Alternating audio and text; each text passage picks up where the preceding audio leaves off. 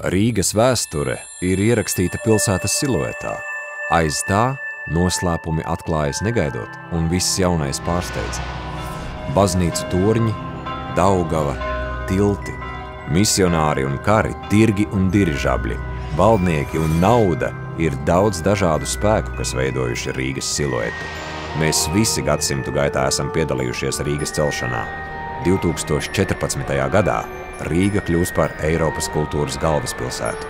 Mēs esam to pelnījuši. Mums pieder pagātne, tagadne un nākotne. Ārkārtīgs spēks.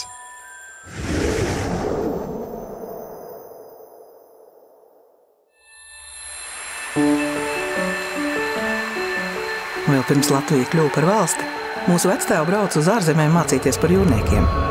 Mēs vienmēr esam vēlējušies aizsniegties līdz apvārsnim, palūkoties tālāk, uzzināt vairāk, un mēs vienmēr esam bijuši gatavi ar savām zināšanām dalīties.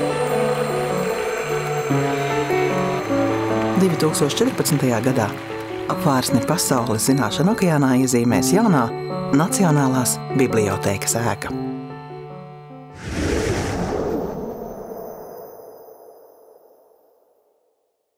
Mana mamma vēra zaptes. Viņa domā, ka tās ir ekoloģiskas delikateses. Ome tētim iemācīja adīt. Viņš domā, kāda zeķis. Bet es no tā visu taisu baigo mākslu. Mēs protam izdomāt un radīt. Mēs esam rīdzinieki, un tas ir baigais forsmažors. 2014. gadā visu savu izdevumu mēs parādīsim pasaulē. Tad arī citi varēs teikt. Bet Rīgā dara tā.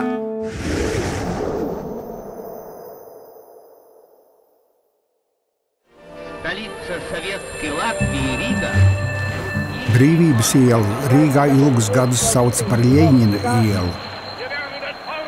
Kādu brīdi tā bija Adolfa Hitlera iela, bet vēl senāk tā bija nosaukta Krievijas cara Aleksandra vārdā.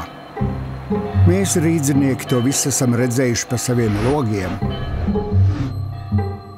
2014. gada vasarā Brīvības iela no malu malām pulcēs rakstniekus un dzejniekus, katru ar savu stāstu. Par ko būs stāsti? Par nebrīvību un brīvību, protams.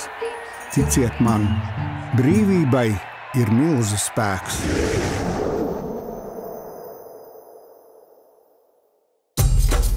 Krellis, gradzenu un suvenīri tas vairs nav modē. Ir laiks atgriezties pie pirmavotiem, pie mūsu senā dzintara.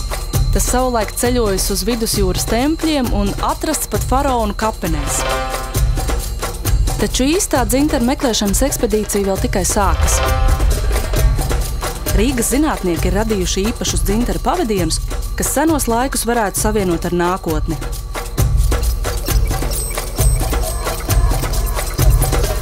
2014. gada vasarā pētnieki no visas pasaules satiksies Rīgā, lai atklātu dzintara patiesos spēkus.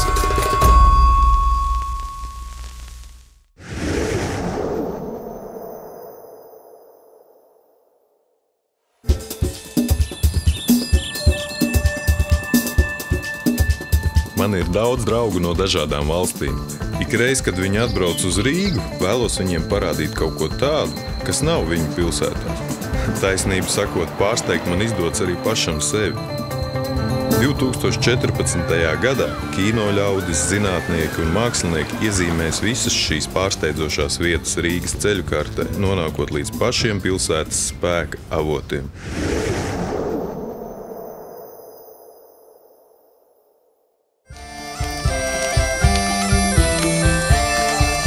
Kopš seniem laikiem Rīga ir centrs. Tirdzniecība, māksla, transports, mode, arhitektūra, mūzika, zinātne, izklaide. Dzīve pilsētā mutuļo nenorims ne dienu, ne nakti, ne vasaru, ne ziemu. Mēs, protams, gan strādāt, gan priecāties, un mūsu dzīvesprieks ir vislielākais spēks, kuru 2014. gadā Rīga parādīs visai pasaulē.